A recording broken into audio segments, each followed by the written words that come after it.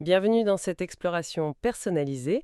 Aujourd'hui, on plonge au cœur des stratégies marketing, ces mécanismes qui définissent comment les entreprises nous proposent produits et services. On va décortiquer ensemble le fameux mix marketing.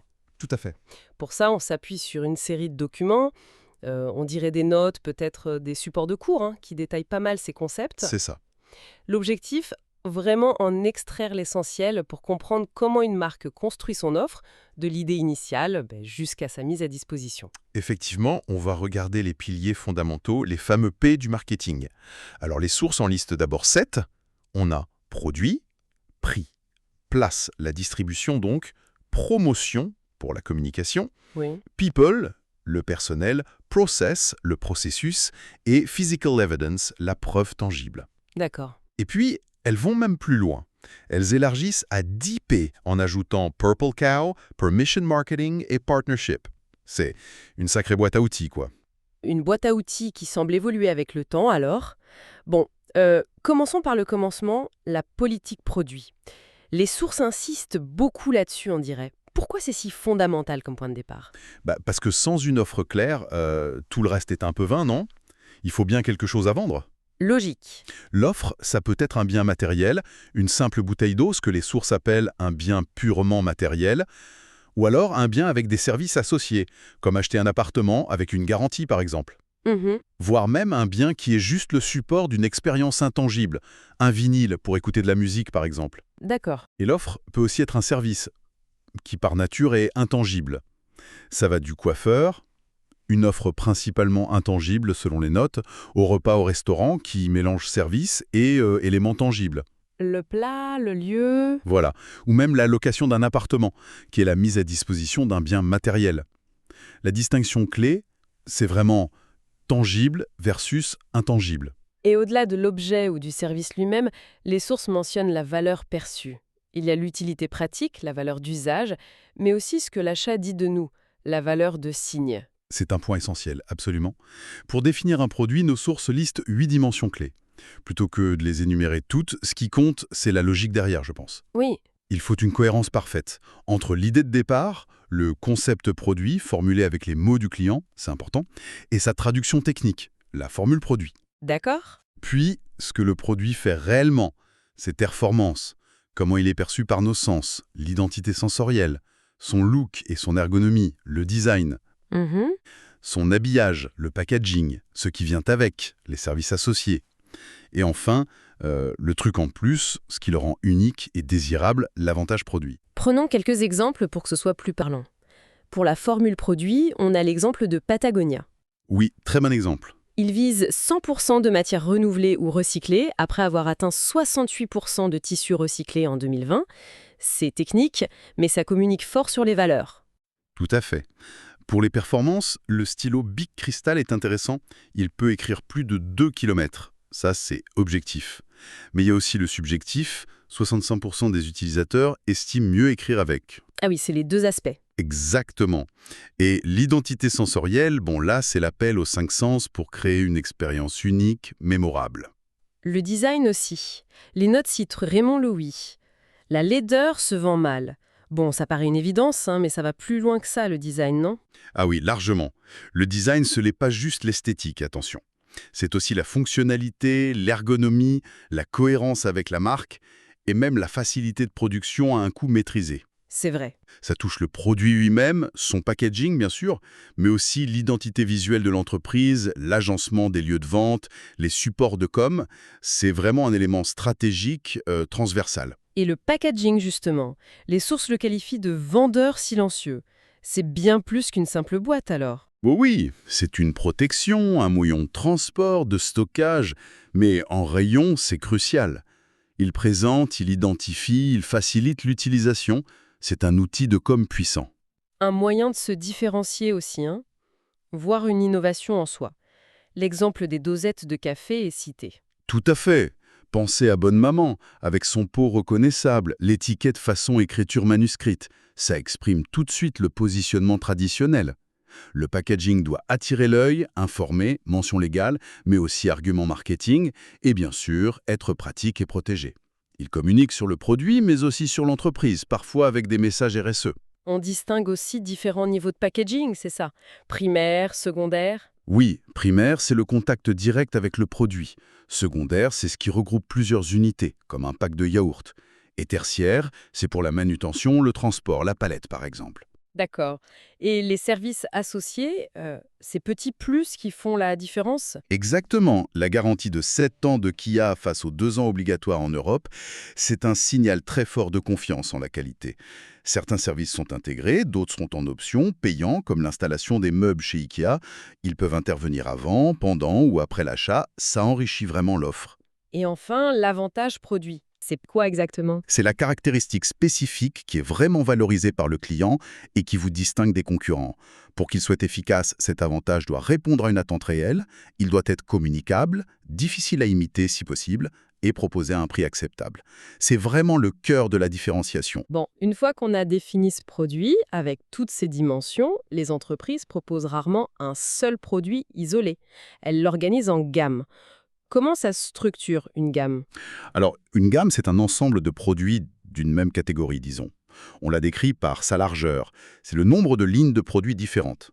Par exemple, pour une marque d'électroménager, ligne frigo, ligne four, ligne lave-vaisselle. D'accord. Ensuite, il y a la profondeur. C'est le nombre de références de modèles différents dans chaque ligne. Combien de frigos différents. Et la longueur, c'est simplement le nombre total de références dans toute la gamme. Et on parle aussi de niveau de gamme. Entrée, moyen, haut de gamme. Oui, c'est classique. L'entrée de gamme vise le prix plus bas. Le moyen de gamme cherche un bon rapport qualité-prix, parfois avec un positionnement un peu premium price, et le haut de gamme, c'est le plus cher, axé sur la qualité, l'image, l'exclusivité.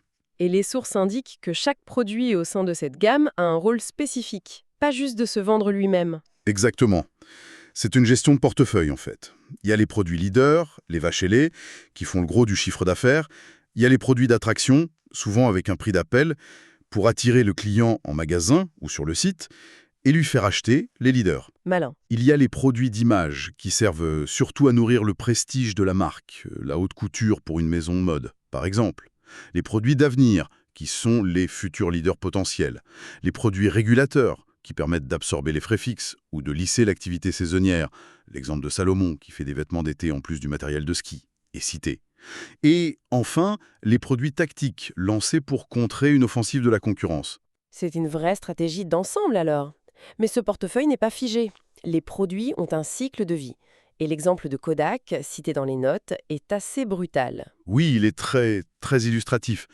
Ce cycle de vie, lancement, puis développement ou croissance, ensuite la maturité, et enfin le déclin. Ce n'est pas juste une description théorique, c'est un outil de pilotage. Ah oui? Comment ça? Savoir où en est un produit dans son cycle, ça aide à prendre les bonnes décisions. Quels investissements marketing? Faut-il innover? Faut-il préparer la sortie? Kodak, c'est l'exemple tragique. Ils ont inventé l'appareil photo numérique, mais ils n'ont pas su gérer la transition, protéger leur marché historique du film. Et ils ont raté le virage. Ça montre bien l'importance de l'adaptation et de l'innovation pour éviter ou sortir du déclin. L'innovation devient donc absolument vitale. Quels sont les différents types d'innovation que les sources distinguent? Elles en mentionnent 4 principaux. Il y a l'incrémental, on améliore un produit ou service existant, pensez aux générations successives d'iPhone. D'accord, classique. L'adjacente, on utilise une technologie ou un concept existant pour attaquer un nouveau marché. L'exemple cité Uber, qui applique un modèle de plateforme au transport de personnes. Mhm. La disruptive, là. L'idée est de rendre une offre existante, beaucoup plus simple, moins chère et donc accessible au plus grand nombre. Souvent en changeant le modèle économique. L'arrivée de Free Mobile en 2012, qui a cassé les prix, c'est un cas d'école. Ça a marqué, oui. Et enfin, l'innovation radicale. Là, c'est une nouvelle technologie qui crée carrément un nouveau marché et qui rend l'ancien obsolète. L'exemple donné est le DVD qui a remplacé la cassette VHS. Innover, sous une forme ou une autre, c'est la clé pour renouveler l'offre et relancer le cycle. Très clair. Passons à un autre P majeur, le prix. Les sources parlent d'un concept clé, l'élasticité de la demande, au prix. Qu'est-ce que ça veut dire concrètement? C'est une mesure en fait. Ça mesure à quel point les ventes réagissent quand on change le prix. Si on augmente le prix de 1%, de combien en pourcentage les ventes vont-elles baisser? Ou augmenter, dans certains cas très rares. D'accord? Si l'élasticité est égale à 0, la demande ne bouge pas, quel que soit le prix. C'est très rare. Ça concerne peut-être certains produits très addictifs, comme les cigarettes ou l'essence à court terme, quand on n'a pas le choix. Et si elle est positive, supérieure à zéro? Alors là, c'est exceptionnel. Augmenter le prix fait augmenter la demande. Ça peut arriver pour des produits de luxe. L'effet Veblen, le prix élevé est un signe de statut, ou dans des situations de spéculation. Mais c'est vraiment pas la norme. D'accord. Et qu'est-ce qui fait que les consommateurs sont plus ou moins sensibles au prix? Qu'est-ce qui influence cette élasticité? Plusieurs facteurs sont listés dans les documents. D'abord, la situation d'achat. Est-ce urgent ou a-t-on le temps de choisir? Ensuite, qui paie vraiment?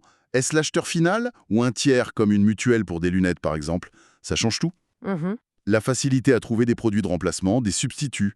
Pour l'essence, c'est compliqué à court terme, mais pour un paquet de pâtes, c'est facile de changer de marque si le prix augmente trop. Oui. La facilité à comparer les prix aussi. Avec Internet, les comparateurs, c'est devenu beaucoup plus transparent. L'astuce du prix à 9,99 joue là-dessus, sur la perception. Le montant de l'achat par rapport au budget total, évidemment, la pression générale sur le pouvoir d'achat. Bien sûr. Et puis, l'importance qu'on accorde au prix dans nos critères de choix. Pour des articles pour bébé, par exemple, la sécurité prime souvent sur le prix. Donc, fixer le bon prix, ça demande d'analyser tout ça. C'est complexe. Après le produit et le prix, vient la question de comment le rendre disponible, la distribution, le place. Quelles sont les grandes options possibles? On distingue classiquement deux grands types. D'abord, la distribution directe. Là, c'est le producteur qui vend lui-même, sans intermédiaire. Pensez au marché fermier, à la vente à l'usine, aux magasins en propre, comme ceux de Zara, ou aux sites web des marques comme Apple, ou encore aux services en ligne comme SNCF Connect. D'accord, direct au consommateur. Voilà. Et puis, il y a la distribution indirecte, qui utilise des intermédiaires. On parle de circuits courts quand il n'y a qu'un seul intermédiaire entre le producteur et le client. Un exemple? Les grandes surfaces, les GMS, les grands magasins, la vente par correspondance traditionnelle, ou même les plateformes e-commerce type Amazon Marketplace, où le vendeur est un tiers. Producteur, détaillant, client. Et le circuit long? Là, il y a au moins deux intermédiaires. Typiquement, producteur, grossiste, détaillant, client. C'est fréquent pour les petites épiceries de quartier, les boucheries, les librairies, la presse. Le choix entre direct, court, long dépend de beaucoup de choses. La couverture géographique qu'on veut, le niveau de contrôle qu'on souhaite garder, les marges. Les sources soulignent aussi qu'il faut bien distinguer le point de vente physique ou virtuel des aspects purement logistiques, comme le stockage et la livraison. Oui, c'est important. On peut vendre en ligne mais avoir des entrepôts physiques par exemple. Et d'ailleurs, l'explosion de l'e-commerce est un point majeur mentionné. Oui, avec des chiffres assez impressionnants cités par la FEVAD, 51,1 milliards d'euros. Et le mobile qui domine l'accès Internet depuis 2019, avec 51% via smartphone. Exactement. Ça a bouleversé le paysage. On a vu l'émergence des pure players qui ne vendent qu'en ligne, Amazon à ses débuts par exemple, à l'opposé, les brick and mortar qui n'ont que des magasins physiques. Mais aujourd'hui, beaucoup d'acteurs sont devenus click and mortar. Ils combinent les deux. Et ça change la façon dont les entreprises gèrent leurs différents canaux de vente, j'imagine. Tout à fait.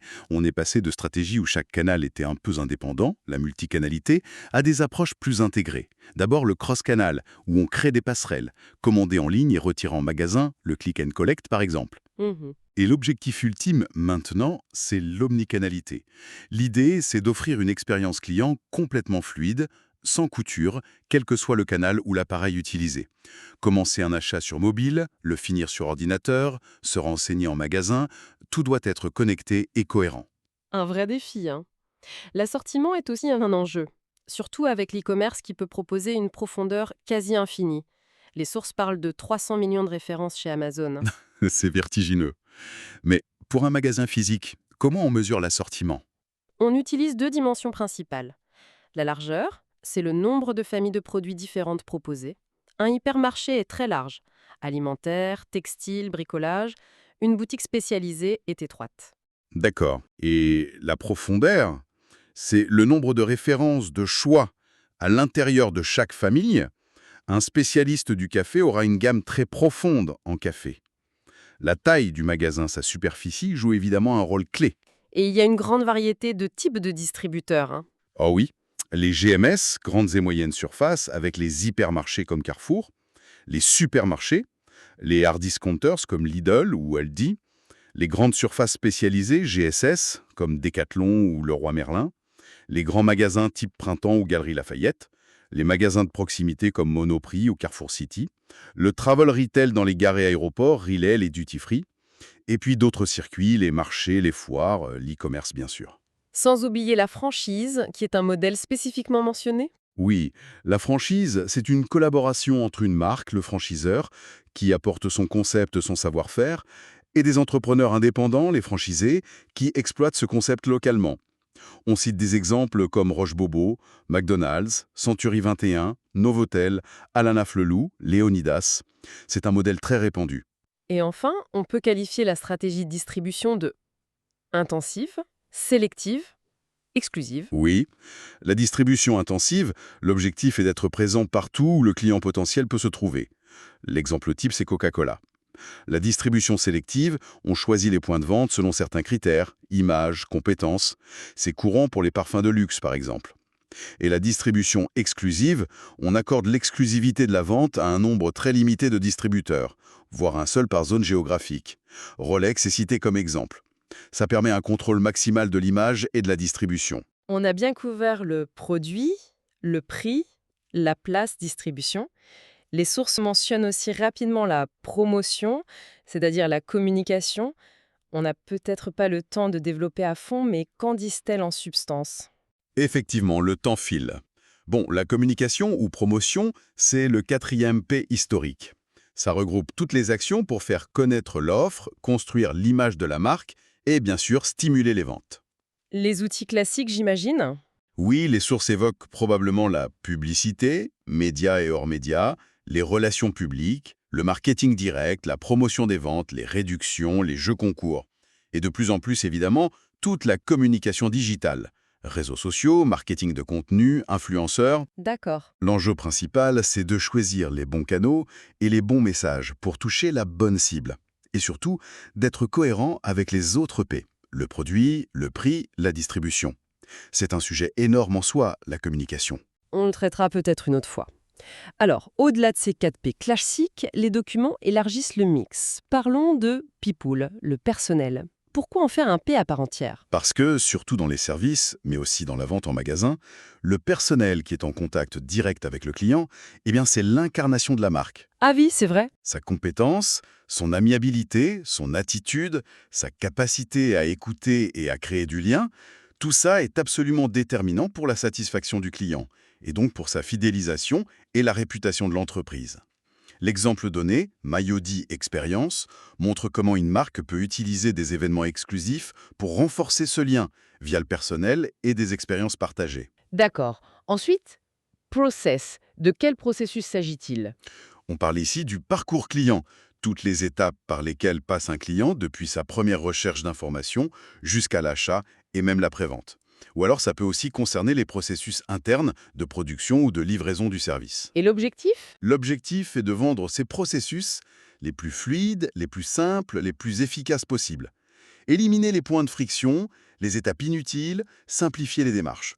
Tout ça pour optimiser l'expérience client d'un côté et la performance de l'entreprise de l'autre. Moins de freins à l'achat, une meilleure conversion. Logique. Et la physical evidence, la preuve tangible, c'est quoi? Et ce sont tous les éléments concrets, tangibles, qui peuvent rassurer le client sur la qualité ou la crédibilité de l'offre. C'est particulièrement important pour les services qui sont intangibles par nature. Comme quoi, par exemple? Ça peut être des avis clients, des témoignages, des labels de qualité, des récompenses obtenues, mais aussi l'apparence d'un lieu physique, un magasin bien tenu, un cabinet médical propre, le design d'un site web, tout ce qui peut donner confiance. L'exemple de Kiabi qui affiche ses distinctions élu produit de l'année catégorie mode enfant 2023, Great Place to Work 2023, ça sert à ça, renforcer la crédibilité par la preuve sociale ou des reconnaissances externes. Très bien. On arrive à des concepts un peu plus originaux. Purple Cow, la vache pourpre. C'est une image assez marquante. Ça vient d'où? Ça vient de Seth Godin, un auteur marketing assez connu. L'idée est simple. Aujourd'hui, les marchés sont saturés de messages, d'offres. Pour se faire remarquer, il ne suffit plus d'être bon, il faut être remarquable, différent au point d'attirer l'attention, comme le serait une vache violette au milieu d'un troupeau de vaches normales. Il faut sortir du lot, en gros. Exactement. Il ne s'agit pas juste d'être différent pour être différent, mais d'avoir une originalité, une qualité exceptionnelle. Quelque chose qui fait que les gens en parlent, qui crée le buzz. L'exemple cité est le gazpacho innocent, avec son packaging et sa communication décalée, qui a vraiment marqué les esprits à son lancement. D'accord, je vois l'idée. Le permission marketing ensuite, ça semble lié au respect du client, ça. Tout à fait. C'est aussi un concept popularisé par Seth Godin d'ailleurs. L'idée est d'obtenir l'accord explicite du client, ce qu'on appelle l'opt-in, avant de lui envoyer des messages commerciaux, que ce soit par email, SMS, etc. C'est la base maintenant, non? Avec le RGPD. Oui, c'est devenu une obligation légale dans beaucoup de cas, mais c'est surtout la base d'une relation de confiance. On demande la permission avant d'entrer dans l'espace personnel du client. C'est une question de transparence et de consentement pour la collecte et l'utilisation des données. Et le dernier P, ajouté. Partnership. Les partenariats. Quel est l'intérêt pour les entreprises? L'intérêt est de collaborer avec d'autres marques ou entreprises pour atteindre des objectifs communs. Les buts peuvent être variés. Ça peut être d'utiliser la notoriété d'un partenaire pour toucher une nouvelle audience. Ça peut être de co-créer une offre innovante en combinant les savoir-faire. Mhm. Ça peut aussi être de partager des coûts marketing ou de renforcer son image de marque par association avec un partenaire qui a une image positive ou complémentaire. L'exemple donné de Lacoste qui s'associe à Netflix pour une collection autour de la série Stranger Things, c'est typique. Oui, qu'est-ce que ça apporte à chacun? Pour Lacoste, ça permet de toucher un public plus jeune, fan de la série, et de rajeunir un peu son image. Pour Netflix, ça permet de monétiser sa propriété intellectuelle, sa licence sur de nouveaux supports. C'est souvent du gagnant-gagnant, un bon partenariat. On a fait un tour d'horizon assez dense, mais vraiment fascinant de ce mix marketing élargi. Ce qui me frappe le plus, c'est de voir à quel point tous ces éléments sont liés, interdépendants. Absolument. Un super produit, mais avec un prix complètement décalé, ou une distribution qui ne touche pas la cible, ça ne peut pas marcher. C'est la leçon clé qui ressort de tout ça, je crois. La cohérence est reine. Tous les P, qu'ils soient 4, 7 ou 10, doivent être parfaitement alignés entre eux et surtout alignés avec la stratégie globale de l'entreprise et le positionnement qu'elle vise sur le marché. Et cette cohérence, elle n'est pas gravée dans le marbre, j'imagine. Ah non, surtout pas. Le marché bouge tout le temps, les technologies évoluent à une vitesse folle. On a vu l'impact du digital sur la distribution et la communication. Les attentes des consommateurs changent aussi. Donc il faut une capacité d'adaptation permanente. Il faut constamment revoir et ajuster son mix marketing pour rester pertinent. La dynamique est constante. On parle beaucoup d'urgence écologique, d'intelligence artificielle qui arrive partout, du besoin de sens des consommateurs. Quel pourrait être le prochain P qui deviendrait indispensable à intégrer au mix marketing pour rester pertinent demain? Hmm, excellente question. Est-ce que ce serait purpose, la raison d'être de l'entreprise, planet, l'impact environnemental intégré à chaque décision, ou peut-être personalization, la personnalisation à très grande échelle grâce aux données et à l'IA? Voilà de quoi continuer à creuser, je pense.